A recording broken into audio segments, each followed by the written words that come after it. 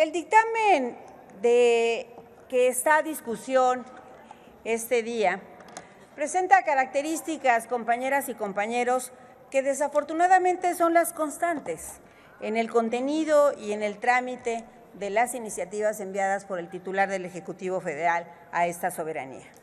Primero, porque permanentemente se busca debilitar la división de poderes y trastocar las facultades y responsabilidades propias de este poder legislativo en el perfeccionamiento, en la elaboración de la norma, que tiene además impactos negativos en el otro poder, en el Poder Judicial.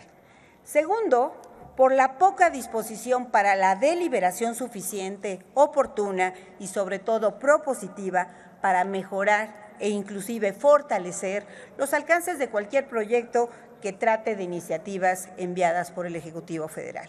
Y tercero, por el carácter eminentemente centralista que atenta contra el federalismo que vemos como constante en todos sus proyectos. Y en este dictamen, además de ser regresivo, es inconsistente entre el debate de los días anteriores y la propuesta así tendenciosa, aunque no les guste, que se presentó hace algunas horas. No nos sorprende, ejemplos abundan de este tipo de acciones.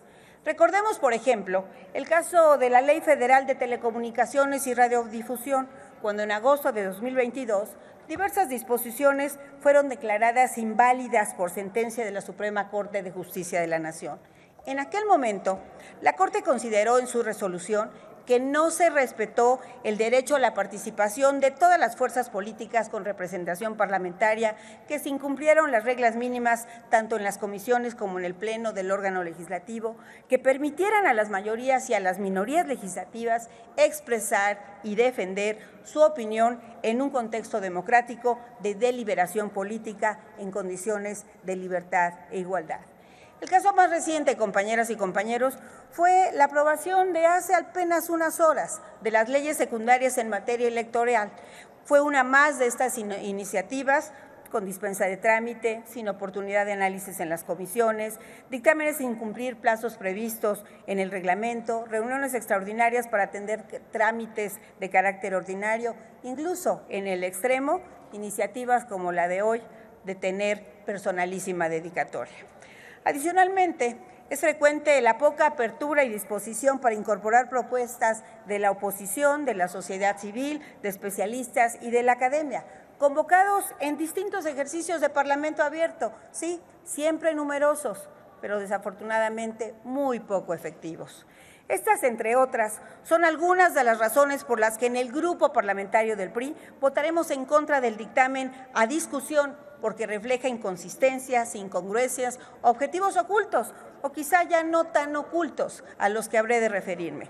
Como aquí ya se ha dicho, el dictamen vulnera el principio de división de poderes consagrado en el artículo 49 de la Constitución, pues con la intención de incidir en la organización del Tribunal Federal de Justicia, el Ejecutivo ha presentado reformas que trastocan el funcionamiento y la profesionalización que ha sido base en el cumplimiento de las atribuciones del tribunal.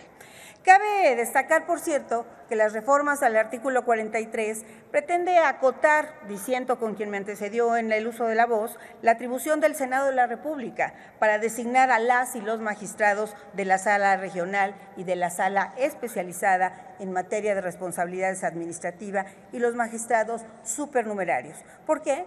Porque ahora el Ejecutivo justificará la idoneidad de los candidatos propuestos con la sola presentación de copia certificada de los documentos que acrediten el cumplimiento de la ley. Parecería que con solo decirlo él, estamos inscribiéndonos a un curso escolar y no al máximo tribunal que representa esta instancia. Así puedo seguir señalando muchos de los temas que aquí han referido quienes han antecedido en el uso de la voz y señalando el por qué están en contra. Simplemente quiero terminar diciendo que no se equivoquen, compañeras y compañeros de la mayoría. No pensemos en el principio de paridad como el pretexto para hablar de la especialidad y de la profesionalización de las mujeres. No lo necesitamos. Llegar ahí, llegamos con capacidad, no simplemente porque por la puerta de atrás se esté modificando la ley para dejar espacio a la futura presidencia del lugar. En el PRI en el PAN, en el PRD, sabemos de lo que implica nuestra permanencia, pero de ninguna manera por concesión, sino por profesión. Estas, entre otras, serán las razones por las cuales votaremos en contra de este dictamen, porque trastoca a uno de los tribunales más importantes en la vida democrática de nuestro país. Muchas gracias.